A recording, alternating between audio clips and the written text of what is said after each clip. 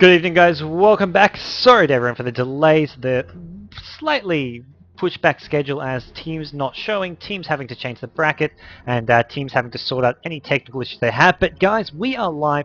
We are ready to go. This is your GEST Dota 2 Filipino qualifier. We've got 32 teams.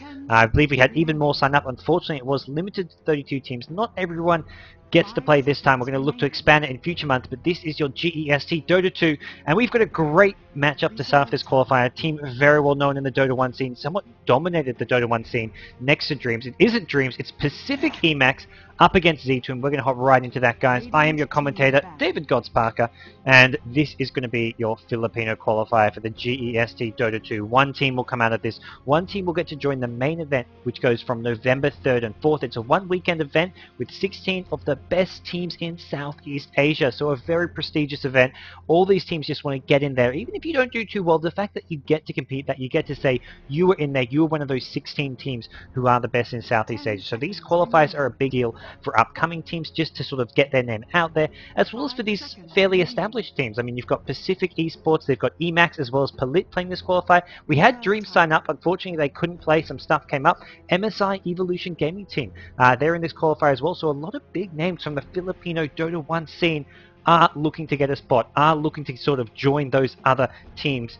Teams such as Orange Esports, MUFC, Natural 9, Zenith as well, playing under the name of 1v5, well, ISISI's +4 more or less. You've got some world-class teams. Mineski, I believe, have been given a slot as well. Ideal, Gigabyte, Myth Trust, and I believe the last team, iZone Gigabyte, has also got a spot there. So probably you can check out all the team lists there. You can check out all the information regarding the tournament. It's on dotatalk.com. That's where all the information is. But what we're going to focus on for now, the greater scheme of things hopefully being somewhat explained. If you need more information, go to dotatalk.com. They're your official host of the GEST Dota 2. This match, though, Pacific Esports, or Pacific.Emaxx, they've got two teams, Pacific Esports. They're a big gaming organization in the Philippines. For those of you who don't know them too well, aren't all that familiar, they're a big gaming organization. They're similar to similar to your Mineski. I mean, there's kind of Mineski's counterpart, and they're a team, they're an organization with two teams, unlike Mineski, well, two sort of guys Dota teams. They've got the Emaxx team as well as the Palit team. Emaxx, led by Enma, or Pasio, their star player, Bayabas, actually not being here, not able to play, I believe. BBY, I don't know if that is Bayabas. Let me have a quick check. Okay, Bayabas is playing. Oh, guys, no worries, nothing to freak out about. I've just been told Bayabas is in fact playing. BBY is Bayabas, the Guava man. He is a very, I guess, famous player in the Philippines for some of his carry abilities. He's one of the best sort of hitters in the game, and we're going to see what he can bring to the table here. He's the player that they were missing last time they played. They were in the Rising Stars qualifier for this tournament, so 6 teams got to play that Rising Stars qualifier. I believe it was Flash Esports from Singapore who won that, got to play through. Bayabas, unfortunately, was not there, so Pacific.Emaxx were missing him, but they've got him here. He'll be playing one of their solos or their carry heroes. The Guava Man is in action. Ztwin, who have we got there? What heroes have we picked up? We've got a Rubik, Titan, Nature's Prophet. That is a strong trio to pick up right off the bat. Pacific.Emaxx have gone for more your standard sort of Pinoy heroes. You've got your solo Queen of Pain. You've got a Leshrac who's probably going to be played as a support. They may want to get something like a CK to round off their tri-lane with. CK tri-lanes are very popular with these Filipino teams. This is, of course, the new patch, the new version. Forget the CK, they go with an anti-mage. So this is probably going to be Bayabas playing that anti-mage as the carry. And as a result, you see some of these supports, the Wisp being banned out. So not going to give the Wisp the combo with the anti-mage. Not really much of a strong combo, so to speak. But you can heal him up as well as yourself using the tether. You can just give him that extra movement speed, extra attack speed, and survivability. So it does sort of work as a nice hero to put with the anti-mage, although maybe not the strongest laning hero. But look at this team fight. I mean, look at Ztwin. You've got the Rubik who can steal any spell. I mean, that could be a Quap ultimate. I mean, that's probably the best spell on the table right now. Split Earth is also really good. I mean, AoE stun, why not? Steal an anti-mage Blink will give you that mobility. It means you don't have to pick up a Blink Dagger. So, a very versatile hero. Can play the solo mid-roll, can play the support as well. The Pinoy teams do like to run him as that support every now and then.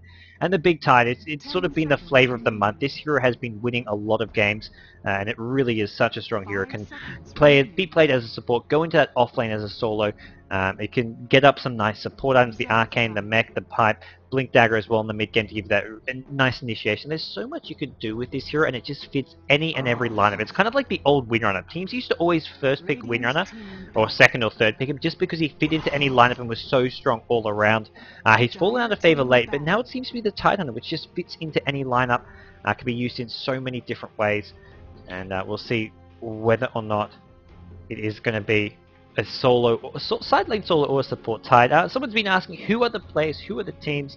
Ztwin Philippines is your Dire team, although the team is on the top. It does get a bit confusing, top and bottom, but the Dire team Ztwin, we've got Demigod, Blue Lynx, Christite, Carlo, Holix, Pizak.g, and over on the Pacific.Emaxx side, we've got Inma, or Pasio as he's more commonly known. We've got Ace, we've got Chin, we've got Biobus, and we've got EMZ. And we're going to see what they want to get with these last two ticks, both two teams. We see Pacific.Emaxx banning out the counter carries that they can sort of out carry an anti-mage, or at least sort of compete in the late game with an anti-mage. Morphling gets taken out of the pool, so does the Lone Druid. Maybe you want to take out another carry here, although there's not too many strong ones left in the pool. They may sort of deal with some of those sort of more annoying early to mid game options which can push a lot. I mean, with the Tide Ultimate, with a Nature's Prophet, they can go for a more push oriented lineup, and that's something which against an anti-mage could be the way to deal with him, could be how you manage to not let him get too farmed if you just take it to Emaxx in the early game. So maybe they'll go for a more sort of early game centric lineup if they don't have those late game carries. That's sort of what Emaxx are forcing them into by banning out all these carries. Big shout out to Spaghetti Factory. Of course I don't forget you, you big man. I see you there in the chat. And to everyone else in the chat, thanks everyone for tuning in. This is your GEST Dota 2 tournament. And I am, of course, GoDz, your commentator here for this event, as well as various other events throughout the the Chinese/Southeast Asia scene, the Oceania scene, and every now and then I'll do a European tournament, but for the most part I love to focus on these Asian teams. Love the Filipino teams, love the Chinese teams, and the rest of Southeast Asia is a lot of fun as well, guys. And we're going to see what they can come up with. Oh, speaking of carries, they take out the CK, so really Emaxx want to take out as many carries as possible. Luna, though, a hero popularized by IG at the International. Zhou was playing him quite frequently, gets picked up. Ztwin, I'm really liking the looks of this draft. Luna's great because it actually is a carry who can offer some early to mid-game pushing power. Zhou was going for that drums into Manta build, I believe, or drums into BKB. He would go straight drums, gives him some nice movement speed stats. Drums has received a bit of a nerf in the recent patch. It's still a strong item, just not as strong. But Luna, you give the plus damage aura to your teammates. You have the bouncing attack. It's a really strong teamfight hero. And then look at this, you combo that with the Tide Ravage, you've got some creep clearing abilities. I mean, the Ravage as well as the Anchor Smash and the Rubik Fade Bolt. Luna's ultimate still going to start ripping through heroes. They haven't got great lockdown though. I mean, you look at Queen of Pain, Anti-Mage, two very mobile heroes, both with escape spells. They need more lockdown disable. Right now it's just the Ravage and the Rubik Telekinesis. They pick up a Jakiro, so Ice Blast has been reworked, is a lot stronger, and is going to be the support hero of choice for Ztwin. Looks like we'll probably see Tide and Jakiro played as the two supports. Rubik going to the solo mid, Nature's Prophet maybe soloing the off lane, or if they really want, they can run Nature's Prophet in the jungle, put the Tide in the off lane, and play a very sort of more greedy style, where you have the jungle hero, you have an off lane Tide, so he's getting solo XP. It's a lot riskier, your lanes are a lot weaker, because you're running a 2-1-1 in the lanes. I mean, all three lanes are less strong. I suppose the only lane that doesn't suffer is the mid lane. But running that trial is the safer option. It's less greedy, you're going to have less leveling happening, but you're more assured of the farm. So it's sort of that trade-off, whether you get gold, whether you get XP. The last pick now, Pacific.Emaxx, they get a bounty hunter, one of the best off-lane heroes in the game, and this is not really your traditional Filipino picks. It's not a hero often seen there, but they've maybe been picking up a few things from some of the Westerners, and they're going to try it out here. Probably going to be an off-lane bounty hunter, mid Queen of Pain, safe lane, bottom lane, anti-mage, and we're going to see just what they want to do, guys. This is it, your GEST Dota 2 Philippines qualifier. I'm GoDz, and we're going to quickly introduce your two teams, especially because we've got a nice handy-dandy pause. They say wait. Looks like we are going to wait. Are we going to wait? Sorry. We have got Ace actually playing the anti-mage. We've got Chin on the bounty hunter, EMZ on the Shadow Shaman, Inma, Pasio on the Leshrac, and of course, Biobus, the Guava Man, on that Queen of Pain. He's going to be going straight to that solo mid lane. We'll see what he can do up with. Over on the Dire side, the lesser known, the team not to be underestimated though. Definitely see what they can come up with here. They've got a very smart draft. I love what they've picked up here. Carla Holix playing the Rubik. We've got Chris Tate on the Nature's Prophet. Jakiro, the newly reworked, the newly buffed hero, being played by Blue Lynx. Pizak playing the Luna and Tide Hunter in the hands of Demigod. I'm especially loving this Tide Luna Rubik. I mean, that trio there. Nature's Prophet, we have to see if he can get a nice early game start. I feel here if he has a bad start, if he picks up a few deaths, if he doesn't get that early game farm, he may struggle a bit. And we'll see how they want to lane this to make sure they get this. It's smoke coming out very, very early on. But Antimates, he's not going out anywhere. He's having none of it. As we'll quickly just make sure this camera is nice and smooth for you guys. Ooh. Where is the camera? Where is the camera? I can't find it. Okay, we have another pause. That's good. That's what I want to do.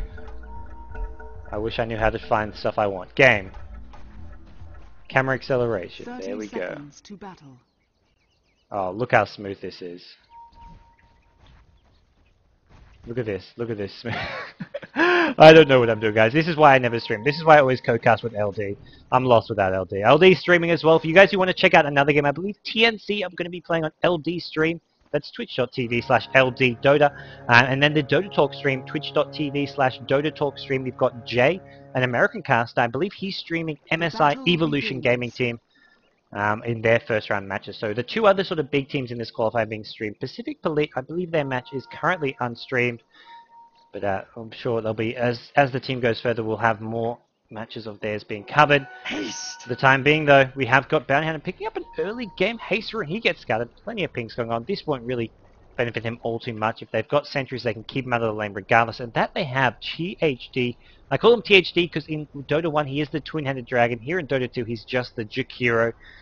And he's got those sentry wards. So they have ran with the safer option. They have gone with the tri-lane here. And this tri-lane is going to be designed to keep Bounty Hunter away. Make sure he gets no XP at all. The pool hasn't been blocked. Bounty Hunter does a manual block. This may bait out a sentry ward. If he does, it has been... Yeah, he has. Baits out a sentry ward. He just did a manual block. He body blocked it rather than using observer wards. So, smart bit of play there. And look at this. Nature's Prophet doesn't even go into the offlane. They give Anti-Mage complete, utter free farm. Nature's Prophet says, hey guys, I'm just going to jungle. Or, hey guys, I'm just going to sit here AFK. It looks like he's going to try to pull this. He needs to pull it in just a second now. Although it looks like, yep, there we go. He's pulling it now. And he will use this. Pull this to this creep wave, then you can pull the big camp over. So this is a nice way to jungle. He hasn't gone for the treants at level 1. It looks like he did pick up the teleport.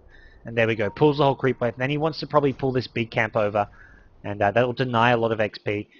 Bounty Hunter's been joined by the Leshrac now in the top lane. So really looking to sort of help out this Bounty Hunter a bit. Bounty Hunter who's spotted out this pool wants to go contest it.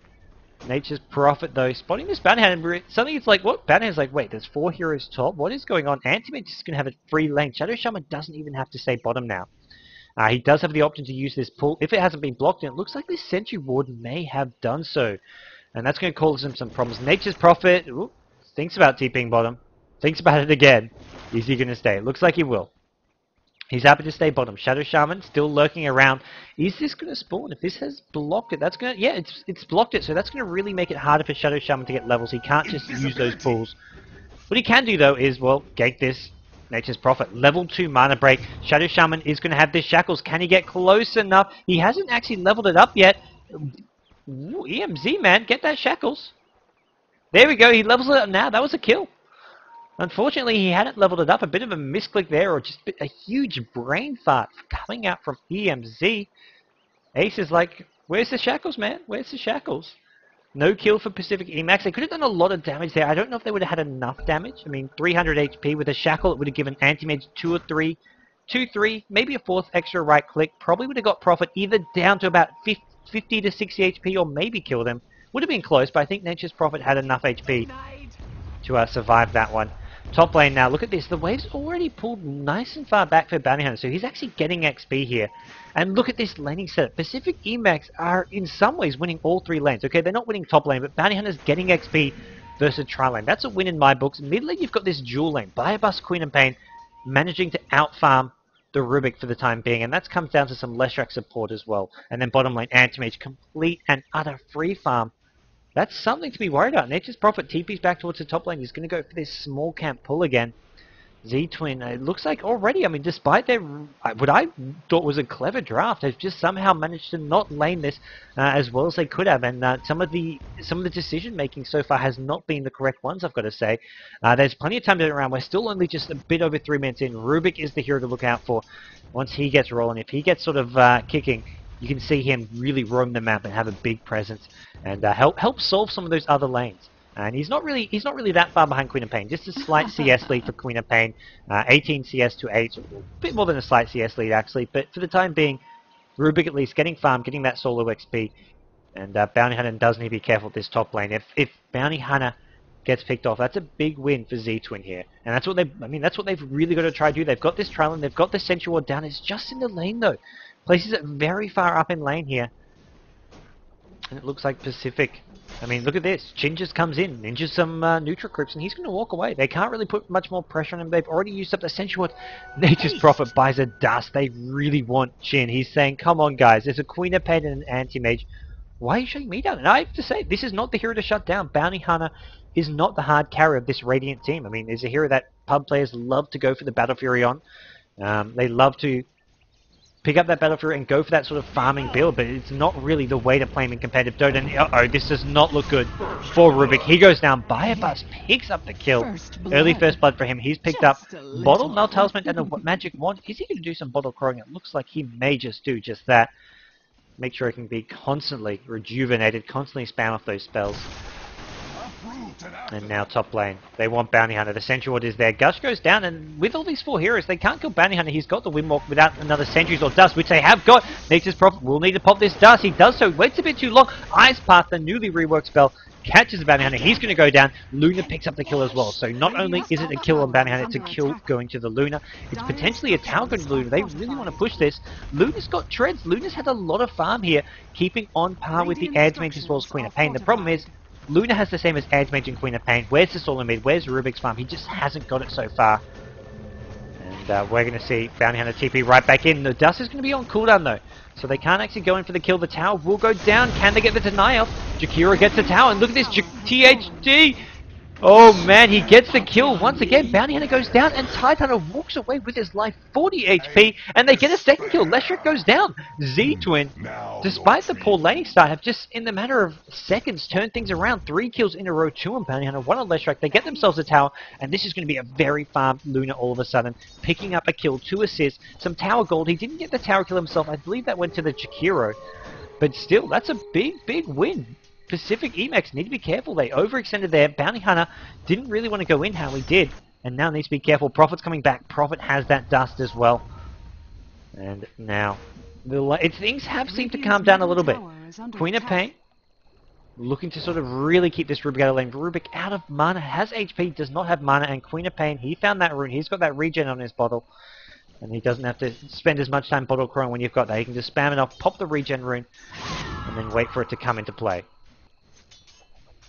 And for the moment, Rubik heading back towards the mid lane. He can't gank though. He can't really do all that much with no mana. He's just got mana for this blink. He has stolen that spell, which is fairly useful early game. As Antimage picks himself up a Perseverance. He's laning against no one. Interesting to see him go through this Perseverance. He could have gone maybe straight for the Claymore and a Ring of Health if he wanted some HP regen. Doesn't really need the mana regen. As you can see, he doesn't have to use any mana at all. Doesn't need to use Blink. Doesn't need to use Ultimate. Oh, another gank. Shin in all sorts of trouble. No way to survive this. Luna actually Lucid Beams a creep accidentally. Bit of a misclick there coming out. A lot of these players more used to the Dota 1 mechanics. Switching over to Dota 2 is a very tough thing to do. Completely different feel. Takes a lot of time to adjust. So misclick like that, guys, I remember doing them all the time. I couldn't even last hit creeps when I first started. Just lasting itself was quite different. Looking at the HP bars, they just look and seem different. I'd always be lasting too early. So the games do take some adjusting, and we do see Ztwin, though, so far having the better start. They're up 4 kills to 1. Luna is farming pretty well. The one thing that's not going well for them is the Anti-Mage and Queen of Pain. Both those two heroes with a lot of farm. You can see this gold difference very even, and that's with the 4-1 kill lead. That's with a tower as well. So even with a tower and 3 kill advantage, they're not really ahead in gold. Queen of Pain coming in. This is important. Queen of Pain can't afford to go down. Level 1 Blink only. Big ultimate takes out Tide Hunter. Queen of Pain may want more. Just level 1 Blink, so it's a long cooldown. There's your second point. The Shackles will stop Nature's Prophet getting away. 2 kills go the way of Pacific.Emaxx, formerly known as Bad Burn, for those of you who do remember that team name. Bad Burn a team who sort of stormed the Dota scene by surprise. They just came out of nowhere and started beating Mineski, started beating iZone, started beating all these top teams, MSI, Evo, and people were just like, who is Badburn and why are they so damn good? And now they're your household name. Now they're Pacific.Emaxx. They've been around a while. They're here to stay, and they are one of the top teams in the Philippines. Doing pretty well so far, but Ztwin putting up a fight. They're really they're no walkover, and they are looking to cause, cause this, or at least give a sort of hint of an upset here. Maybe not an upset, so to speak, as of yet, but at least showing that they can put up a fight. Emaxx need to be careful. They can't take any opponent by surprise. Only one team advances from this single elimination bracket. This is for one spot in your GEST Dota 2 tournament. And we're going to see which team gets that. One team, we've got the likes of Pacific Polite as well, MSI Evolution Gaming Team. You've got TNC. And a lot of world-class teams, well, not so much world-class teams, but sort of the top Filipino teams. Anti-Major bottom. Bounty says, okay, I can't do much top. Let's come bottom with a track. Track gold as well. Anti-Major pops the ultimate for the kill, so that's going to be big gold going his way. And 9 minutes in, he's got his Claymore. This is going to be a B Fury in like 10, 11 minutes. This could be one of the fastest Battle Furies I've ever seen. 65 creep kills, 21 denies. He's now picked himself up a kill. The only thing that you get him this B Fury fast is going to be this Tier 1 tower. And it looks like he's being pretty aggressive in his last hit. He's trying to push out the wave. He's trying to get that Tier 1 tower maybe. And without anyone defending it, he can get that really soon. And that'll be a 10-minute Battle Fury. If he gets his tower, that's his Battle Fury. And I think 10-minute Battle Fury is about as fast as it gets. And here we go. Claymore gets picked up. The tower at bottom could be in trouble. But this Luna at top lane, the counter push is coming. He's picked up Treads, Ring of Backler. Going to give that plus armor aura from the Ring of Backler. Bounty Hunter alone cannot defend this. And this looks like it will be another tower dropping. Anti-Mage at bottom. He's not going for the tower yet. Rubik comes in. Fabot going to lower the Anti-Mage's damage. Forces a blink out. And Rubik's just there to make sure, hey, Anti-Mage, you're not getting that 10-minute Battle Fury. Just the 11-minute one. What's worse than a 11-minute Battle Fury? A 10-minute one? So he's going to make sure it's the better of the two. Unless Anti-Mage gets ganked in the next minute or two, this will be a very, very fast Battle Fury for Ace. And he's having a dream start at this bottom lane. Leshrac, stun needs to be used. It needs to be used. It will land. Blue Links get stunned up. Tried to TP out. The Edict, the track gold as well. Pacific.Emaxx. And they pick up another kill and another track kill. You've got track on the kill at bottom lane, which Anti-Mage got. And oh, Queen of Pain solo kill Nature's Proper bottom lane. In comes Shadow Shaman, the blink out though. He's stolen a pretty useful skill there. I believe that's the Anti-Mage's blink. Yes, it is. Ace now. There's his Battle Fury. Coming out. This Queen of Pain though, by a bus. He's had a lot of presence here. 2-0-2.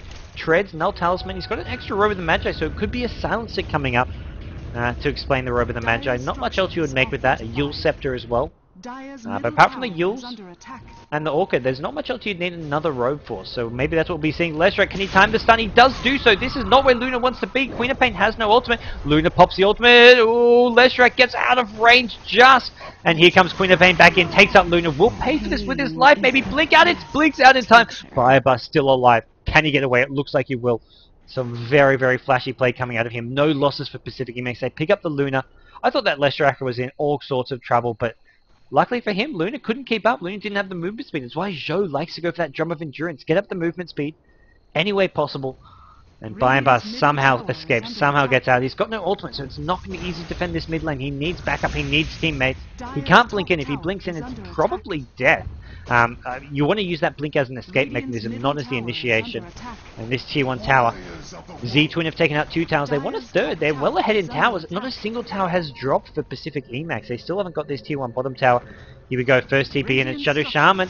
He gets pulled back in with the telekinesis. Fadebot goes down. They're not going to go commit to this, though. No Ice Path being used, and here comes Leshrac. Here comes backup. Anti-Mage wants his bottom Tier 1. He's going to get the bottom Tier 1. Treads, Battle Fury. He's got 600 gold, so that's going to be... Sorry, not Treads, Boots and Battle Fury. He's got to have his Treads in just a couple hundred gold if he wants them, and that's a lot of farm on Ace. That's a hero that's going to be very, very hard to deal with. Are they going... They're not going into Roche. I was about to say, they can't go into Roche. I mean, they could. They've got the Nature's Prophet Treads. They've got the damage. It'll be slow. They haven't got the Luna with them, though, and that's a hero they'd want to get the Age Stop at. It looks like they're going to swing towards bottom. They've taken out 3 towers. They want this bottom one. They want to take out these towers one by one. I mean, Ztwin have a clear plan in mind. Take down towers one by one. Group up and push towers. It's going to be hard. They haven't got the Tide Rabbit yet. He's very close. He's going to hit that level 6 pretty soon now, and that's why he's been giving this solo XP.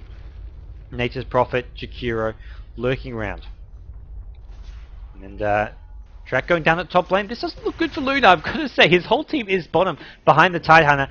And Edict gets popped as well. The new Edict animation, not the best, but it is enough. They get the Luna. Nature's Prophet keeping in too late. Bounty Hunter gets low, but he's got plenty of HP. He's going to be just fine. And he's up to 1,300 gold. All this track gold, he's 2 and 3. He's picked up 3 early deaths, redeemed himself with a couple kills, some track gold, some assists, helped out his team all over the map. And now we're seeing it pay off. Now we're seeing him get some gold. Now we can see him start building towards some items for his team. Jakiro's picking up what looks to be the startings of a Hedris. Can get that mech up for his team. Unless Nature's Prophet wants to get a lot... Oh, Nature's Prophet, not much fun there either. He had a tough lane. Well, he basically jungled because he couldn't lane bottom against the anti-mage. And we're seeing the results of it. He's very underfarmed, very poor. The only hero who's really done well is this Luna. Rubik's somewhat kept up. I mean, he's not far behind the Luna, but look at this. Even Luna's fallen behind. Luna early game was easily on par with Anti-Mage and Queen of Pain. They were all around the 40 CS mark at the same time, but Luna's been ganked a couple times. The entire time, Anti-Mage has just been free farming away. He's at 100 CS, and we're just 14 minutes in. That's a lot of farm, and now we're going to see a T1 tower go down. Rubik comes in. They want the Queen of Pain. Can they get the Queen of Pain? Firebus not going to be able to blink out. He does go down. The chain disables well executed. Ztwin pick up the kill, and that's an important kill. That's a hero who was sort of starting to get out of control a bit.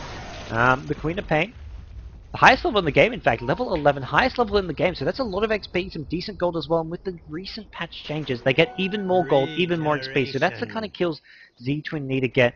They're still behind though, 5k gold difference between the two teams. There's another tower going to go the way of Pacific. They've taken 1, they've taken 2, they've now taken all 3 out of tier 1 towers. That's where they were lacking early game. That's where Ztwin looked to have the slight edge. They were taking towers a lot better than Pacific.Emaxx, but that's suddenly changed, and changed not for the better for them. Pacific.Emaxx, though, they're going to be pretty happy with the state of this game. Bounty Hunter's finished off his Drum of Endurance, so he's going to get lots of movement speed, phase boost with the drums. Shadow Shaman's got his level 6, got the Arcane Boots, so he can give his team plenty of mana. Leshrac with Arcane Boots as well, so both those two support heroes in a good position to just provide the team with some nukes, some disables, plenty of mana to keep continually spamming. They're going to take out another tower with the Serpent Wards being dropped. Shadow Shaman wants it, and Nature's Prophet keeping in, but there's so little he can do. Bounty Hunter actually picks up the tower for himself. He's going to start building towards that next item, and well, maybe going to go for that BKB here, given that survivability. You get such nice damage just from the being able to continually right-click. You get the slow from Gennadic, also that nice big crit when you break out from it. And then the Drum of Endurance, you pop it, you get some damage, you get some attack speed.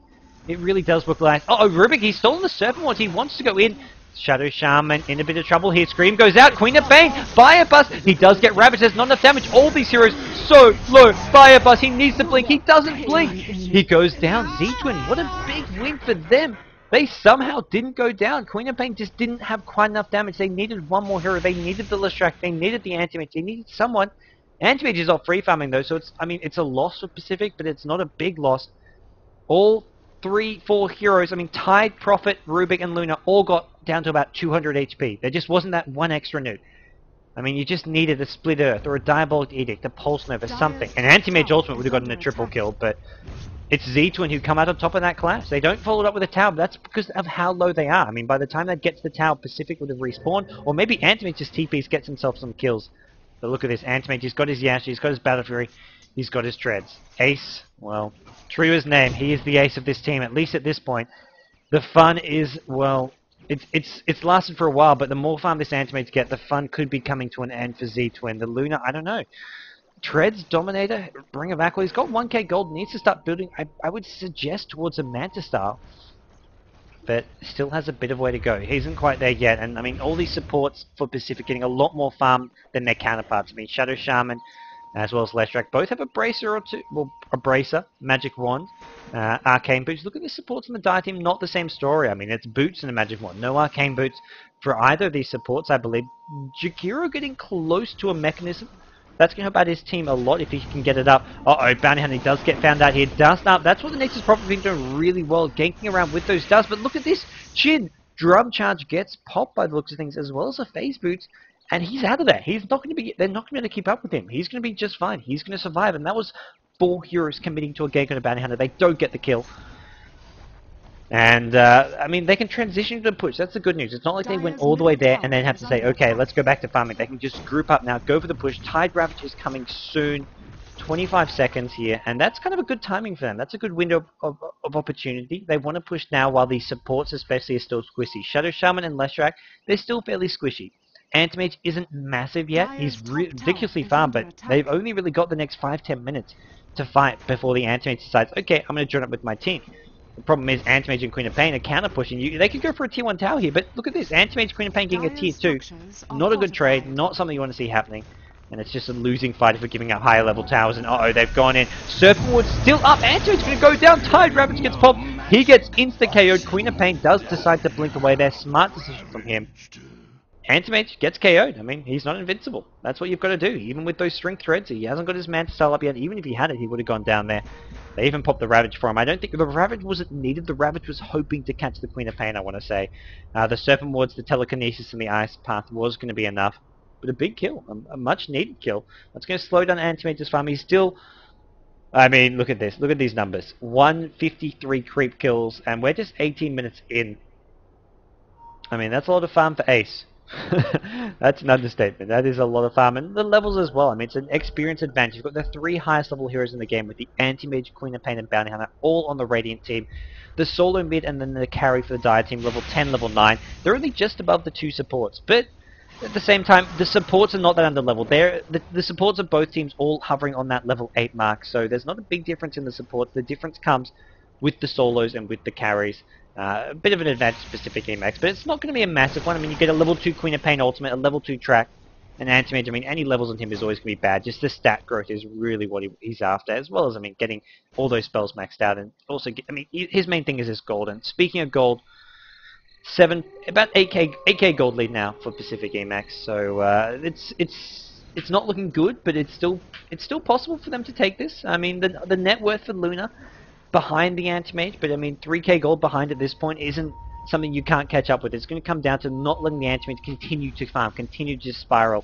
They've got to gank him a few more times. They've got to get Luna some kills. They've got to start pushing, grouping up, take out Roshan, maybe go for some more towers, and just really work together as a team.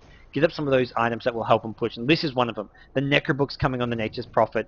The mech is coming up on the Jakiro. Is it finished? Does not look like it. Still needs a good 700 gold. He's been warding as well. And there we go, Arcane Boots on Tide. That's the aura, that's the mana needed to spam. So they've got these items which could give them this nice group up and push lineup. The problem's going to be Antimage when he finishes his Manta Style, and BH, Bounty Hunter, when he finishes off his BKB. Then it gets really hard to fight. BH can just run in, pop his BKB, and decide on the target to go for it. He can go for the Rubik, he can go for Nature's Prophet, he can go for Jakiro. I mean, maybe he doesn't insta-kill them, but all he'll need is maybe one nuke, one bit of follow-up from an Antimage blinking in with Manta Style, and things can go pretty poorly. So it's going to get hard. And look at this, Antimage, he's found himself a lot more farm. He's got his ultimate off, he's going to have his Manta Style in just a second. This tower's going to go his way. Just needs another 300 gold. New Manta Style does cost more gold, guys. It is a 900 gold recipe. The Yasha is cheaper. But the Manta Style itself was made a couple hundred gold more expensive. And, well, Antimage, he's going to just keep on blinking around these neutral patches, get up as much farm as possible. He's going to run right into this Rubik. Rubik invis. Ooh. One of those interesting scenarios. Look at this Antimage, he knows. I was about to say, it's one of those interesting scenarios where, in theory, Antimage should know he walked into someone. The fact he got blocked by an invisible force. It's like walking into an invisible wall. You know it's there because you hit something. He went around it and basically had to walk around something invisible. So he knows that there was someone there invisible. He blinks away. That's smart awareness. That's a good sign of like a top level player when you see small things like that. If you're walking along and something sort of changes the route you should take, they immediately know someone's invis. So he blinks away. He goes to safety. And now he sees the entire enemy team at mid lane. He knows, okay, I can go back top. It's relatively safe to go top. I can keep on farming here. And that's what we're going to see. The rest of Pacific.Emaxx, they're near bottom, though. They may be looking for a pickoff, and they've got such great map vision. Look at this ward coverage coming out from the supports. Leshrac and Shadow Shaman have been pretty spot on with that. Leshrac starting to build towards a BKB now with this Ogre Act. Bounty Hunter going to start getting off some tracks. Gets one down, Tide Hunter. That's a hero you want to keep track. He's going to be coming at you with those Ravagers. Going to try to sneak up on you. Find it sort of entry line. Find that window of opportunity so they can sneak in either from the behind, from the side, or even go in straight from the front with a setup. I mean, have a setup from the Jakiro with an Ice Path. He can maybe get in there, but just walking straight in without some degree of stealth isn't going to work for him. Bottom lane. Oh, a lot of damage being done. Just the spam coming out. This is what they've got to do to hold these lanes. And Rubik's picked up himself up a 4-star. Jakiro still getting towards that mech. And here we go. Luna decides not to go straight for the Manta. Opts towards the BKB. And this is going to just give him slightly more teamfight presence. Oh, wow. Look at this. Ravage actually gets popped tied in all sorts of trouble here. Antimates goes in. He's blinked into this one. This is not going to go well for him if there's another stun. There is a stun. There is enough damage. It came from the damage from the Lucid Beam. It was just a mini stun, but hey, it locks him in place for that little bit longer, and then there's enough right-click damage. Antimates for a Tidehunter, not a good trade. Antimates can't afford to keep doing that. He wants to pick up, he needed to have that Manta style there. It was sitting at base in his stash. Didn't fly out to him. He's also got an Ogre Axe, so he's going to start building towards a BKB. Give him even more teamfight presence. And, well, the problems for Ztwin, I mean, they're surmounting, but at the same time, they're dealing with each problem as it comes their way. I mean, Antimates gets really farmed. Well, they kill him twice in a short span. He was the highest level, I believe, and the most farmed hero in the game. But hey, they deal with him, and they're going to keep doing that. Tide just going balls to the wall, try to Rambo on in. He doesn't even have his ultimate, but he's looking for a gush. A lot of these heroes are pretty squishy still. Leshrac on 1k HP, Shadow Shovel with less than that. And I mean, we're seeing it. Even the Antimates, physical damage will bring him down, and that's what Luna brings to the table. This is all relying on the Luna and the teamfight. You've got the Tide Ravage, the AoE from the Jakiro as well. And I hear a gem. Where is this gem? There was definitely a dingling. There we go. It's on the Tide. They want this Bounty Hunter maybe. As track has been used on Jakiro. He's going to stay behind. Can they keep up with him? Track gets stolen by the Rubik. That's a nice little spell to steal profit. Uh-oh, you do not want to TP in there. He's considering it. He is. He's going to. Okay, they backed off now. He cancelled the first one. That first TP would not have ended too well for him, but the chase is on. They're not going to find anyone. And Luna with the finished BKB goes off into the jungle. They could even try go for that Roshan if they really want. The problem is, Antimage is just going to continuously split push. Luna has to just go back and defend whichever lane Antimage goes to. Antimage now probably blinks his way maybe towards the mid or the top lane. Goes to push out somewhere else. He actually blinks right into, oh, the courier. He's going to go for it. He gets it. He's got this Manta Cell if he needs some escape mechanism, but I don't think they've got the disables or ability to really catch him. I mentioned this during the draft. I mean, Queen of Pain and Antimage, where's the lockdown? They've just got the Tide Ravage Telekinesis. They last picked Jakiro. I mean, he's got the Ice Path, but it's not really a reliable stun or disable. It's not like having a Shadow Shaman or a Lion. You haven't got the best amount of disables. It's just not really quite the same. And we're going to see Pacific.Emaxx Ace. He's getting more and more farmed. He's 1 and 2, but that's not really the important thing to look at. It's this farm. 224 last hits at 25 minutes. His net worth, if I can find it, 13,684. Almost double the Luna. And more than double anyone else in the Dire team. I mean, he's got about the same net worth as the other 4 heroes combined. If you combine all these Dire support heroes with some of the Rubik, that's where Antimage is. Queen of Pain second on that chart as well. So it's big. It's a big lead, and 560 gold per minute for Antimage, 440 for the Queen of Pain, and Luna struggling behind on 390, and that's really where Bounty Hunter is. I mean, Luna and Bounty Hunter are pretty much on par, and Bounty Hunter's playing that 3 position. He isn't even one of the 2 main carries. But what the Ztwin team, what the Dire team do have is this nice hero composition. The Tide Ravage, they've now got this gem up to do some counters. They've got the BKBs, the Necrobooks, they've got these core items. I mean, even Rubik, 4-star Ghost Scepter, they're going to find one. They find EMZ, they take out the useful support hero. Tide Ravage doesn't actually pop on Queen of Pain. BH is a BKB as well. He didn't pop it in time. It's not going to matter. He will be perfectly fine here. BKBs now will get popped. Queen of Pain ultimate doesn't do enough damage. 4-star away. Rubik still alive for now. Leshrac going to clean it up with the AoE, with the Diabolic Geek and the Pulse Nova, and Queen of Pain, Bounty Hunter, clean up the mess. It's only Luna remaining. Track goes down. Track was on some of those heroes who have already died as well. Antimate's going to blink on in just a second probably, and Pizak will go down. Oh, whoa. Nature's Prophet picks up the kill? Okay, Tower got the kill, but Nature's Prophet had obviously done some damage there. That was not Antimage's best call, as he does go down there. Not really something that he wanted to do there. I have to agree with some of the Ravage there. Was a bit preemptive. Ztwin didn't want to jump it like that. So many BKBs. It didn't hit the Queen of Pain. Luckily for him, it did hit Bounty Hunter. Bounty Hunter was the only hero who had hit. He did have the BKB. Didn't pop it in time. But a full, complete team wipe. The Ubos, as some would say, some of the Pinoy fans. And we're going to see more and more farm go the way of Pacific. You've got Bayabas building towards that Sheepstick. He's picked up a Drum of Endurance as well, so really just wanting some auras for his team, as well as some nice stats that it offers. And the Sheepstick now just about 1k gold away from that. Anti-Mage, he's building a BKB. He's got that in, well, 10 gold, so he's got a BKB of his own.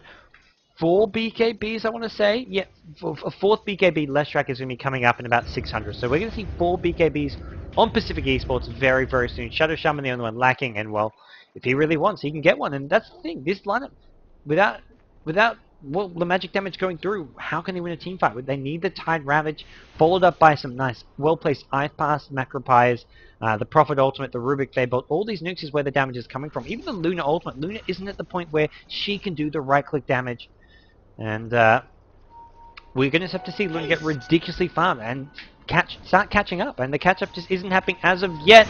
And this is not going to help things at all. This is going to add to the problems. If Jakira gets picked off, Bounty Hunter really wants it. He's diving in far. He gets the Shuriken off.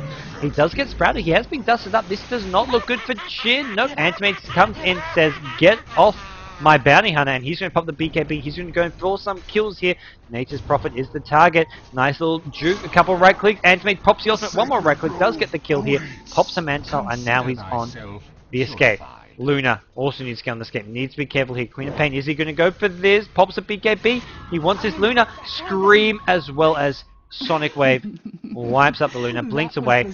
Really well played by Pyrebus there. Blinks in immediately BKBs just to make sure they don't disable, lock him down, or burst him down. He's patient, waits for Luna's BKB to end, then times the Scream Sonic Wave perfectly. Pyrebus is playing a really smart game. Serpent Ward's being dropped for both teams here. And it looks like that's the end of the push for Pacific. All these heroes, Anti-Mage, 170 HP, Bounty Hunter 250, Queen of Pain just a couple hundred HP, and Tide back with a Ravage says, get out of my base, get away guys. And he's telling his team, we've got this, we're still not out of this yet, we need Luna back, we need Luna to keep on farming, get that Mantis Style up, and also just probably get some damage starting to come on Nature's Prophet. We've gone for this Necrobook, just level 2 at the moment. Needs to get that 3rd Necrobook point, and then maybe start going for some right-click damage, or at least maybe a Sheepstick, get some additional disable. I mean, that's the only way they're going to deal with an Anti-Mage at this point. As they are hunting, they're going through here. The fake Ravage. The pump fake. Tide had me going. I'm like, Tide man, you do not want to Ravage that. But he knew. Well, maybe he didn't know. Maybe he knew once as soon as he gushed it. But he was quick enough to cancel that Ravage. And we're going to see Nature's Prophet with Rubik. They're going to get this tier 1 tower by the looks of things. So a bit of gold going to go their way. But where's the carry going to come from? I mean, there's Luna and Nature's Prophet really the only other hero with carry potential. Rubik, a very useful utility hero. You've got the Tide with the nice AoE teamfight, and then Jakiro adds even more support. You've kind of got 3 heroes who function as somewhat support heroes and just...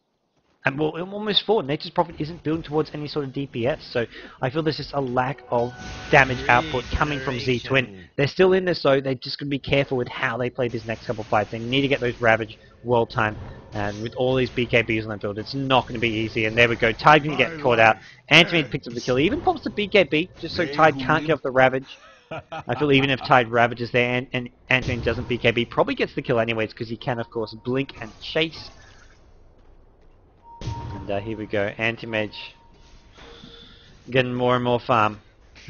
He's on a roll, and oh, top lane, Queen of Pain finds Nature's Prophet. The Sheepstick is up, and that's going to make it really hard for anyone to be farming on the map on the Ztwin side. I mean, all these heroes can just get picked off with relative ease. When you've got the Queen of Pain with the Sheepstick, the ultimate's up as well. Level 19, in fact.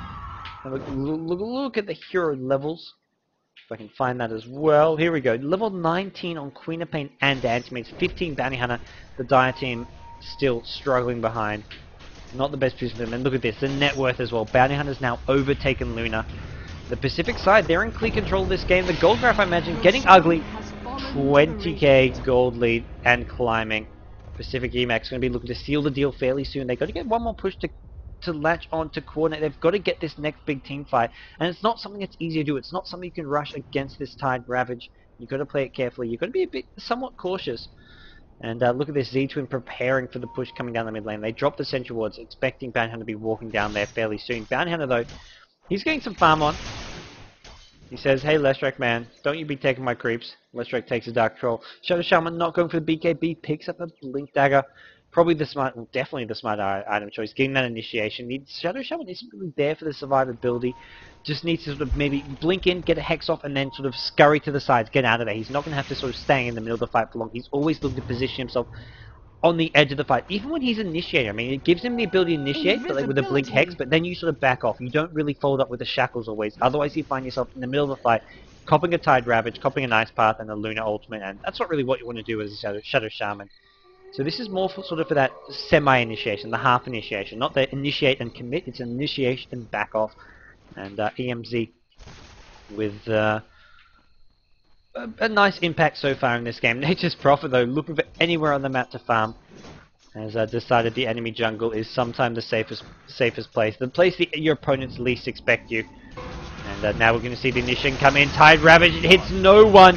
BKBs all get popped. Bounty Hunter, actually, it does hit him, but the other three heroes all pop their BKBs. Leshrac, Queen of Pain, Anti-Mage all get their BKBs off. They all go charging through the enemy base, and this looks like trouble for Ztwin. Nature's Prophet in all kinds of trouble as well. Anti-Mage, ultimate going to get popped, and triple kill for the Anti-Mage. A buyback gets popped. I believe that was the Rubik who bought out there, but that was a terrible team fight for Ztwin, and that's the team fight Pacific.Emaxx have been waiting for. That's the team fight which is going to help Pacific, I mean, win this game. I mean, they were well far ahead, but they needed to win a big team fight. They get this big rack. They could swing bottom. Regardless now, they've got that one rack advantage. They've got the lead here, and they're looking to consolidate it. They're looking to sort of expand on it. They've got some more kills here. Ztwin's slowly starting to respawn here. With Luna, full HP, full mana, sitting in her own base. It's not maybe the best scenario for Pacific to engage on. They do decide to go in. Sheep on Tide Hunter, not going to really pay off for Queen of Pain, as he does have that Kraken shell. It does get rid of the sheep, and now Queen of Pain, though, pops the edge. Actually killed. Shuriken's going to take that one, and now Queen of Pain wants to go in. Jakira in all sorts of trouble. Ace, the Pacific Elite carry player, does pick up that kill. For those of you wondering, this team is Pacific.Emaxx in the bracket, but there's a mixture of the Pacific.Emaxx and Pacific Elite players. Even though both Elite and Emaxx are playing this tournament, they have somewhat mixed their rosters, but we are seeing Pacific.Emaxx, the team, although they are playing with some Elite players, win their round 1 match. It looks like GG has been called by Ztwin. At least one of the players has called it. Tide Hunter calls GG.